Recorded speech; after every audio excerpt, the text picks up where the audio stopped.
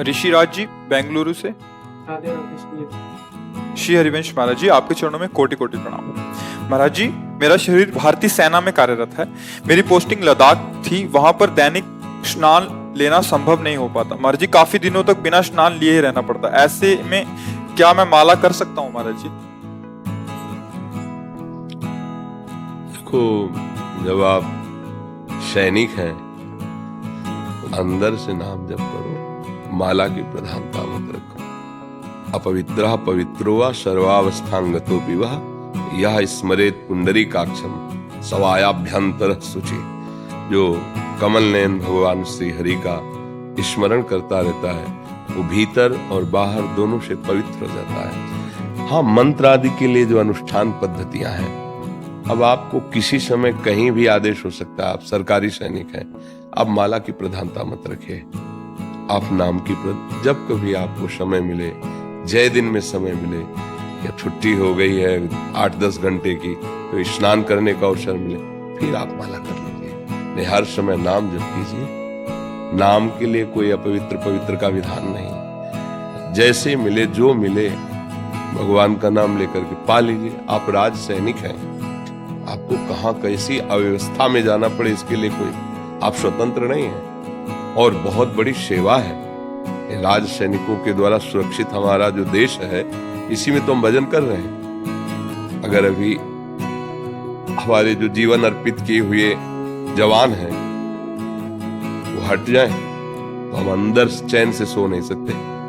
अभी आतंक का राज्य हो जाए, इसलिए ये सेवा है तुम्हारी।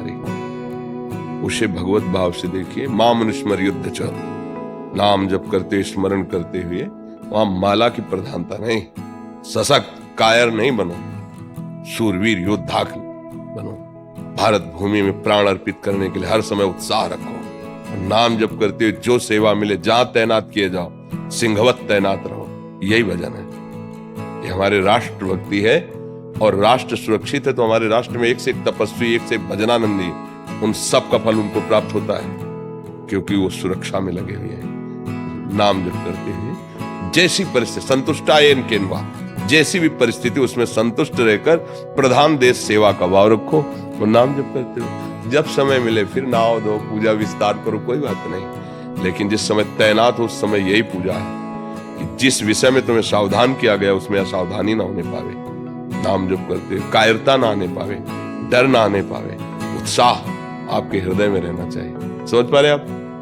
कोई संशय? अगर जैसे स्नान कर लिया और फिर कर सकते हैं ना, अगर मतलब ड्यूटी पे दिक्कत तो नहीं है, परेशानी नहीं है, मैं माला जाप कर सकता हूँ ना? महाराज जी, मतलब अशुद्ध अवस्था में है तो माला को हाथ लगाए ना, या ऐसे ही नाम जप कर? उसी बात को तो कह रहे नहीं लगाना ना, नहीं। ऐसे नाम जप कर लो बिना माला के, या माला बच्चा उसके मंत्र जाप जो मालक है, जैसे नाम जप करना ना, अगर मन जब ऐसे संख्या से लगता है तो आजकल वो नहीं चला काउंटर, जेब में डाले, ऐसे करें, जेब में डाल लिया। ये माला जब मंत्र जाप, इसके लिए पवित्र आसन आदि। और आप राज सैनिक हैं, 10 बजे रात के आपको कांखड़ा कर दिया जाए, 4 बजे आपको सुबह कांखड़ा कर, आपको कोई भरोसा नहीं। जिस समय जो आदेश हुआ वैसा ही है। ऐसा तो उसमें है नहीं कि इतने से इतने तक ड्यूटी, इसके बाद छुट्टी है।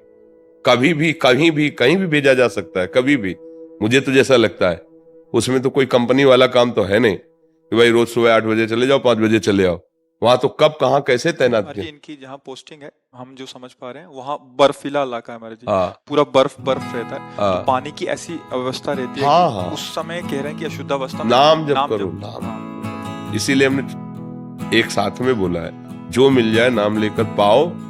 उसमें हमने नहीं बोला कि आप ये जो मिल जाए नाम लेकर। राज सैनिक होना अलग अलग सेवा है, क्योंकि तुम्हारे हाथ में कुछ नहीं है।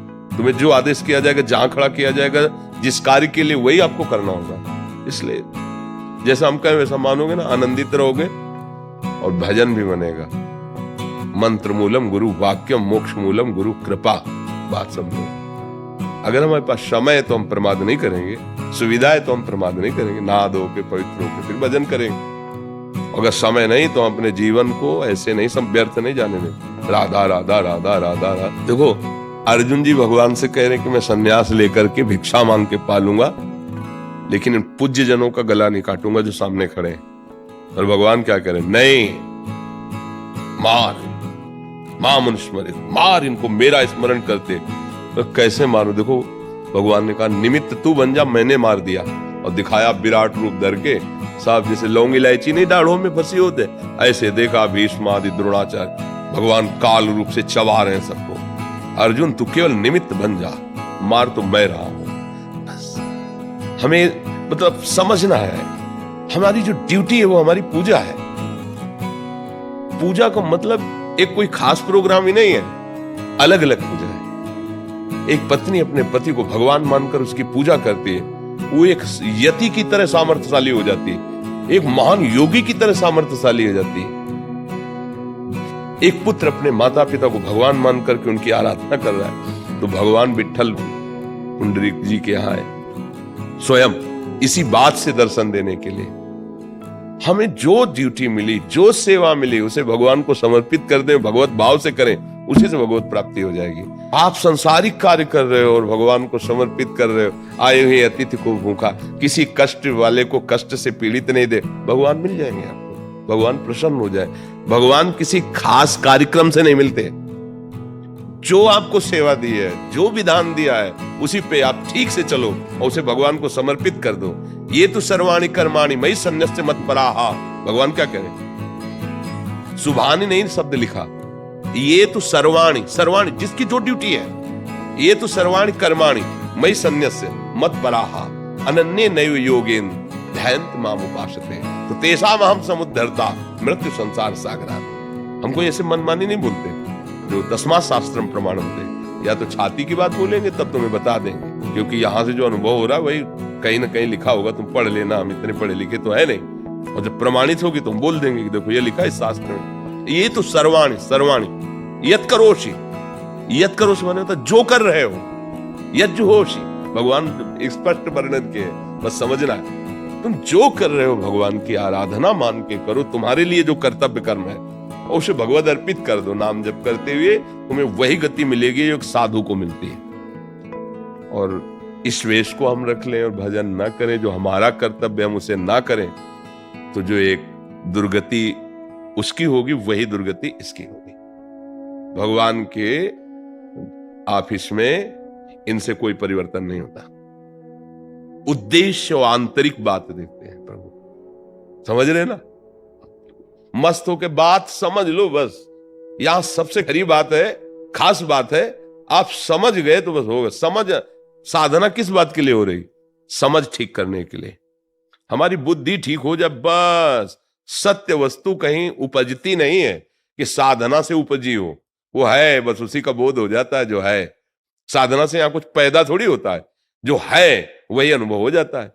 असाधन से वो ढक गया, साधन से वो प्रकाशित हो जाएगा। जो है कोई पैदा नहीं हुआ कि तुमने साधना की तो पैदा हो गया, वो है, ऐसा है। ठीक है।